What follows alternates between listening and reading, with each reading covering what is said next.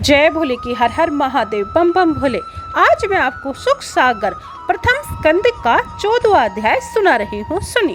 कृष्णपुरी अर्जुन गए रहे मास तह साथ, धर्मराज व्याकुल भये देखे बहु उत्पात। सूत जी बोले, हे सोनक, गांडीव धनुषधारी अर्जुन फिर अपने परम मित्र भगवान श्री कृष्ण से मिलने के लिए श्री द्वारिकापुरी को गए।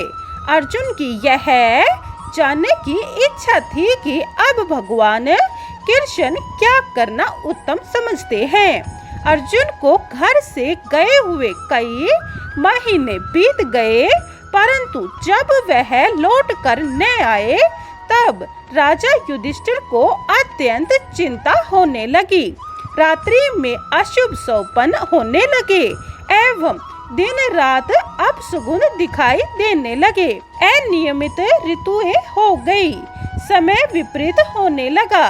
मनुष्य अत्यंत क्रोधी दिखने लगे और पृथ्वी पर अत्याचार फैला हुआ दिखाई देने लगा। तब घबरा कर धर्मराज युधिष्ठिर अपने छोटे भाई भीमसेन से कहने लगे, हे भाई भीम, यहाँ से अर्जुन को गए हुए 7 महीने व्यतीत हो गए, किंतु अभी तक न तो वह आया ही और न ही कुशल समाचार ही मिला। न जाने क्या ऐसा घटना घट गई है। भगवान न जाने क्या करना चाहते हैं। मैं बहुत ही विचार करता हूँ, किंतु मेरी समझ में नहीं आता कि इतने दिन अर्जुन का वहाँ रुकना क्यों हो रहा है। मेरा शरीर शिथिल होता जा रहा है। कहीं देव ऋषि नारद जी का कहा हुआ काल तो नहीं आ पहुँचा। जिस भगवान की कृपा से हमने राज्य, स्त्रियां, प्राण, प्रजा, शत्रु, विजय आदि प्राप्त किए हैं, वे भगवान क्या दिव्य धाम को चले गए। हे भीम, दिव्य भौम दैहिक भय सूचक उत्पादों को तो देखो। मेरी बाईं जांग, आंख और भुजा फड़कती है, हृदय कंपायमान हो रहा है। यह तो शीघ्र ही अनिष्ट फल देने वाले हैं। और देखिए, यह सियारिन सूर्य की ओर मुख करके रो रही है। यह कुत्ता मेरी तरफ मुंह करके रुदन कर रहा है। बाहर चलते समय गो आदि शुभ पशु मेरे बाएं हाथ पर अपने आप हो जाते हैं। गधे, ऊंट आदि अशुभ पशु मेरे दक्षिण हो निकलते हैं। मेरे घोड़े आदि वाहन भी मुझे रोते हुए प्रतीत होते हैं। उल्लू तथा काक पक्षी अपने खुशबदों से वेशों को मानो सूचना करना चाहते हैं। पृथ्वी कंपायमान होती मालूम देती है। दसों दिशाएं धुंधली सी हो रही है। तीक्ष्ण वायु बह रही है। मेघ रक्त की वर्षा कर रहे हैं। सूर्य नष्ट कांति एवं चंद्रमा रक्त वर्ण के लिए ग्रहण काल जैसा दिखाई देता है। आकाश, पृथ्वी जलते हुए दिखाई देते हैं।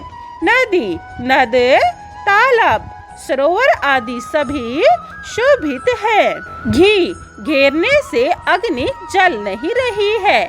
बछड़े स्तनों से मुंह तक नहीं लगाते। गाय अश्रुमुखी हो रही है। बैल भी उदास हुए खड़े हैं। देव मूर्तियां भी कोई रो रही है और कोई हंस रही है। हे भाई, ये देश, ग्राम, शहर, उपवन, बगीचे आदि सभी मुझे भयानक लग रहे हैं। सूत जी बोले, हे सोनक, इस प्रकार युधिष्ठिर अपने भाई भीमसेन से कह ही रहे थे कि इस अवसर पर तक्षण द्वारिका से सकुशल अर्जुन आ पहुँचे। आते ही ज्येष्ठ भाई युधिष्ठिर के चरणों में गिर गए और प्रणाम के साथ साथ नेत्रों में जल भर कर रोने लगे। धर्मराज ने उन्हें उठाकर अपने हृदय से लगा लिया और उनके आंसुओं को स्वयं पूछते हुए पूछने लगे, हे भाई अर्जुन, तुम सकुशल से तो हो? द्वारिका में भी सभी आनंद से तो है ना? तुम अपने विषाद का मुझे स्पष्ट कारण तो बताओ। किसी ने तुम्हारा अपमान तो नहीं कर दिया? श्री कृष्ण से तो आपकी भेंट हो गई। इसके सिवाय जो भी कारण हो तो मुझे निसंकोच बताओ। 14वां अध्याय समाप्तम। जय भोले की 15वां अध्याय यह आप दूसरी वीडियो में सुने। बोलिए ओम नमः भगवते वासुदेवाय। जय श्री कृष्ण। जय भोलेनाथ। हर हर महादेव। बम बम भोले। अगर आपको इस चैनल पर सुख सागर और शिव महापुराण सुननी है तो यह चैनल सब्सक्राइब कर ले और कमेंट में जय भोले की लिखें। जय भोले।